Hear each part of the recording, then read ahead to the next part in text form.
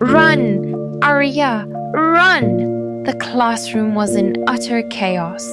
Children were shouting, and the teacher was frantically trying to understand where the glowing blue hologram of the key had come from. Taking advantage of the confusion, Luka grabbed Aria's hand, and they slipped out of the room unnoticed. They sprinted down the empty school hallways, bursting through the heavy front doors and out into the streets. "We have to hurry," Aria gasped, holding her chest. "The projection appeared because my key is waking up, but the dark storm has sensed it too." Luka led the way through the winding streets of the town. He knew every shortcut, every alleyway, and every hidden path. As they ran, the sky above them began to change. The bright, sunny afternoon was suddenly swallowed by heavy, unnaturally purple clouds. A cold, howling wind picked up, swirling autumn leaves into the air. The remnants of the dark storm from Aria's home realm were gathering, racing them to the destination. They finally arrived at the edge of the old, abandoned town park.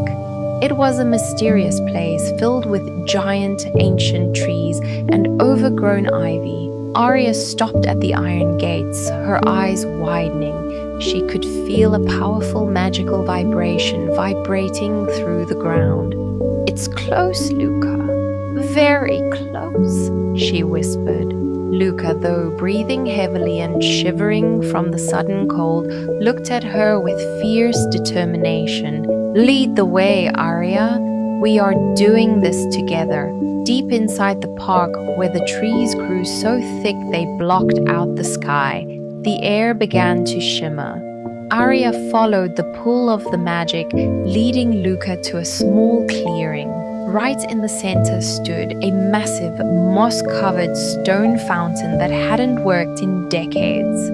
Deep within the dry, cracked stone basin, something was pulsing with a brilliant, blinding silver blue light. They peered over the edge of the fountain. There, lying perfectly intact, was Aria's lost silver pendant. It looked like a beautifully crafted key, etched with ancient fairy runes. The blue light it emitted was so bright it illuminated the entire clearing. Luka's jaw dropped in amazement. "Wow! It's even more beautiful than the projection," he breathed. Oh, Aria smiled, a tear of joy slipping down her cheek. Her ticket to controlling her powers and maybe finding her way home one day was right in front of her. But their joy was cut brutally short. The howling wind suddenly died down, replaced by an eerie, suffocating silence. The shadows under the ancient trees began to stretch, twisting and writhing like living snakes.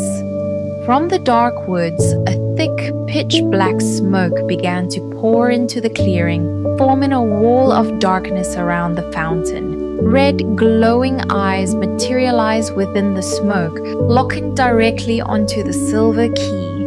Aria gasped, stepping back. The dark storm had arrived.